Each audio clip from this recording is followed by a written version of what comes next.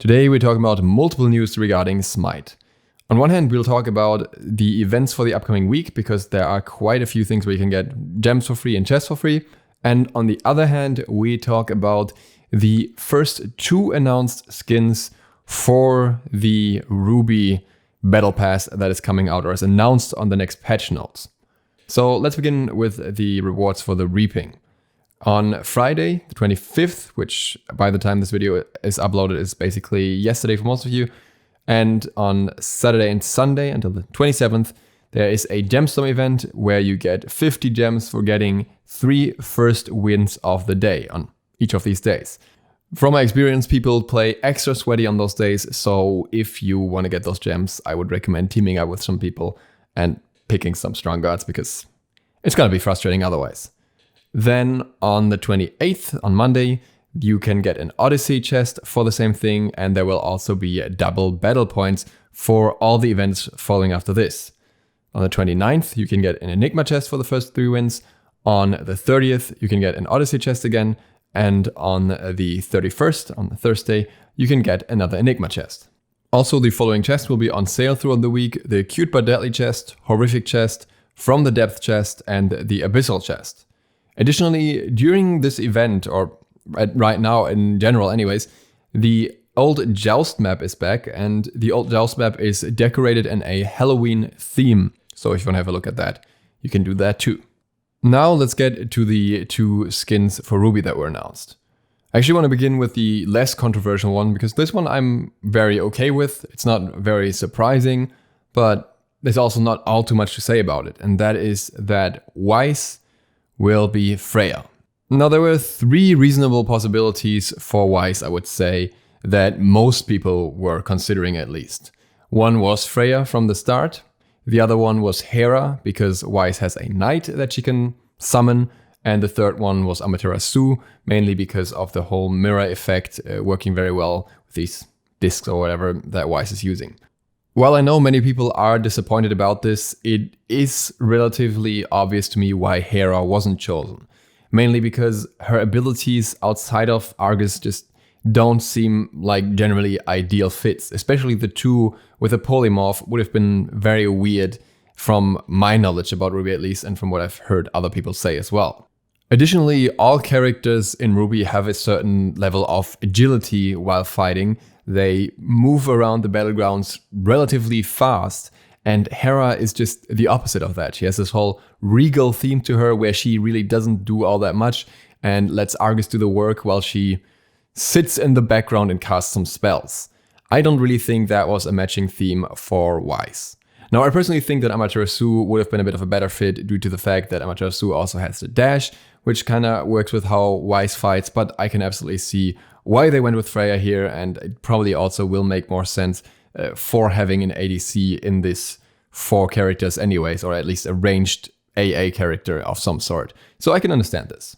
What is a bit irritating about it, that I will come back to later as well, is the in-game art that she was shown with. I originally thought that the in-game art was supposed to tease which character will get which skin from the poses and everything. That doesn't seem to be the case based on Weiss at least, because I don't think there is any in-game situation where Freya holds her sword like that, or if there is, I'm very unaware of it. Whereas other characters like Amaterasu or even King Arthur have art where they hold the sword in a similar way, and I thought this might be a hint. Well, it didn't work out for Freya. And did it work out for the next god? Absolutely not. The next god that was announced is Thanatos for RWBY. Now, sure, you can argue she has a scythe, Thanatos has a scythe, so it's gonna be Thanatos. That is literally everything there is to it though. And honestly, if you're happy with that and you wanted Thanatos to be the character that gets the skin, then good for you. There's nothing wrong with being happy with this choice. I want to express that I personally am discontent with this choice, to say the least, for multiple reasons, which I will explain. Again, you may disagree with these reasons completely, and that's fine. It's just my personal stance here. Speaking of stance, and to kind of pick up where I left off with Weiss and Freya, with RWBY we have the same issue here. The stance in which she is holding the scythe does not indicate Thanatos at all. In fact, I thought that was the clear indicator that she is not going to be Thanatos, based on the fact that Thanatos does never hold his scythe this way around. He holds it exactly the other way around. He holds the blade towards the front.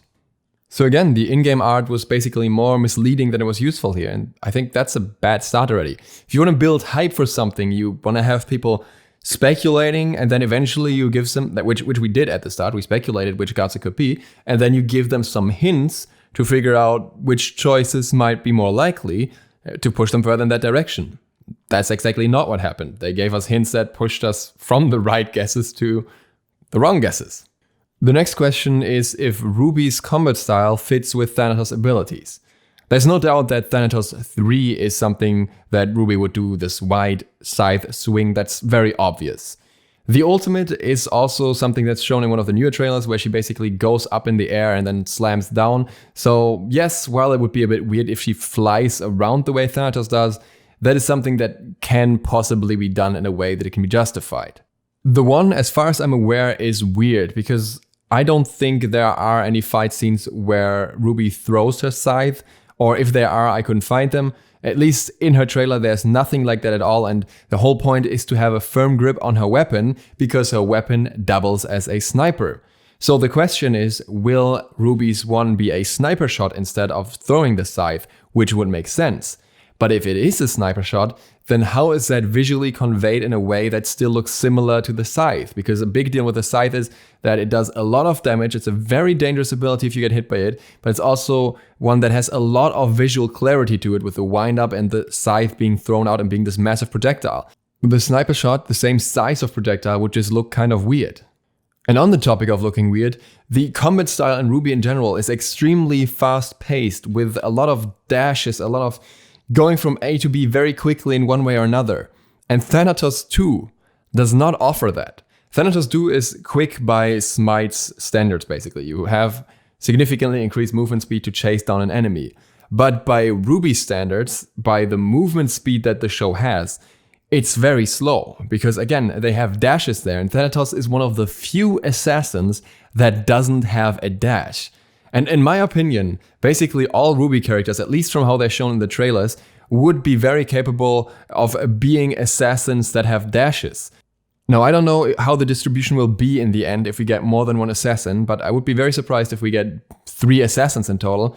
So if you sacrifice the only assassin or one of the few assassins in this pool here for one that doesn't have a dash just because they have the same weapon, that seems like a wasted opportunity to me. You could have conveyed the combat style from RWBY visually much better by choosing an assassin with more dash potential. Say, it could have even been someone like Susanoo. And this is where things get even more complicated. Now, like I said, the main point with Thanatos is that he has a scythe, and RWBY has a scythe.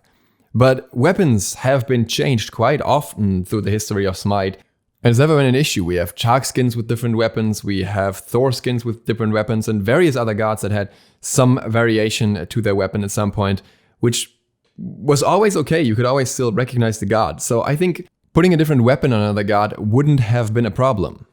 You know what will be a problem though? Thanatos' recognizability.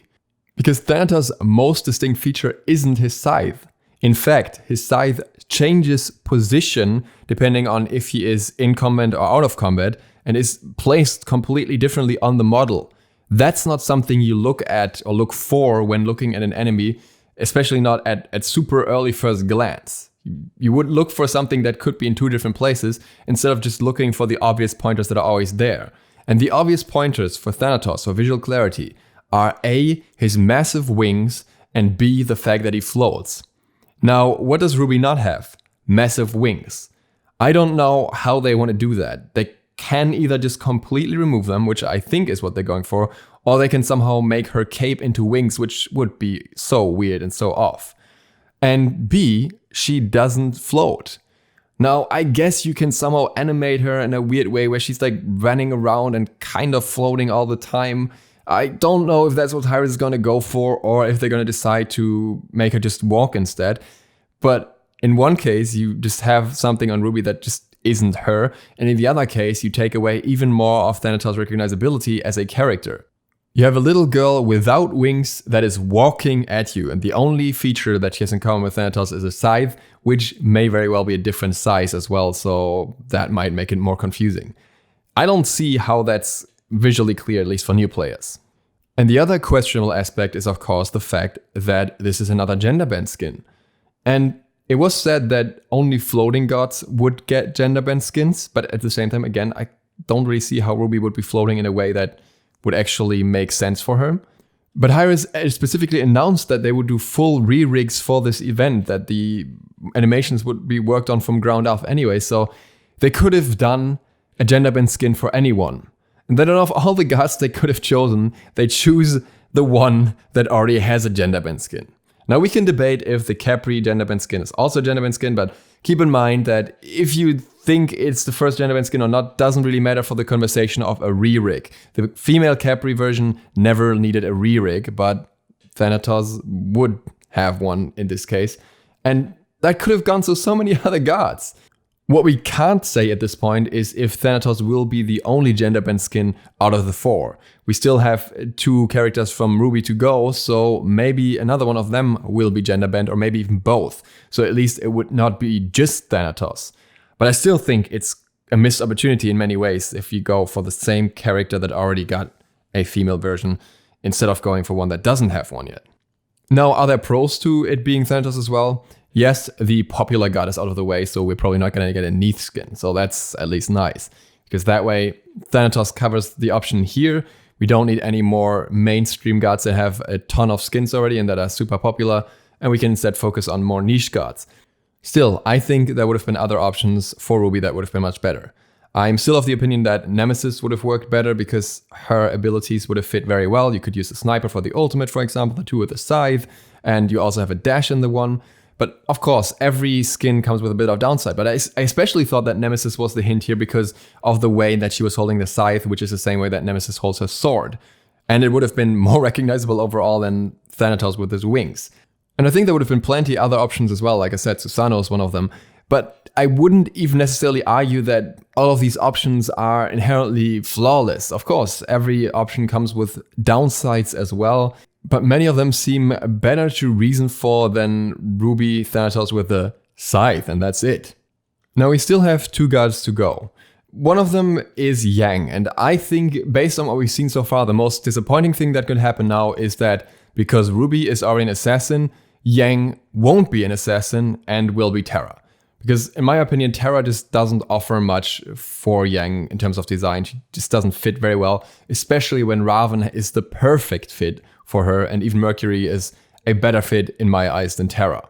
Again, much like with Thanatos, is his personal opinion, but I think it would be very disappointing if they went for whatever fits together somehow because they had to have Thana in there. And then we have the wildcard Blake. And the thing with Blake is that I was originally speculating on her pose as well. I was thinking that because of her pose, she could, for example, be Freya, because her pose is actually somewhat similar to Freya's combat stance. A lot of people also think that she's set based on that stance. But we now know that it can't be Freya because Weiss is Freya, and based on the fact that so far their poses had no correlation with which characters they ended up being, it might as well be any other god. It could be set, but it could also not be because really his pose is there and it would be a good fit, but it doesn't make sense from the perspective of them just not caring about the poses at all. And again, I think that's a lot of wasted potential here because it would have been so much better if they just showed one model at a time, but with better hints at which god they could be and then let people speculate and then reveal them. So we gradually figure out who they are. Instead, we get this, well, it could be anyone, surprise, surprise. We'll probably find out more about the other 2 gods in the next days, so we'll see if those are a bit more satisfying choices. And with that, thank you guys very much for watching. I hope this video was somewhat entertaining and gave you a bit of a stance from me at least. And other than that, if you need the channel, feel the sub button and maybe the bell, it really helps me out. See you for the next one tomorrow. DukeSloth, out.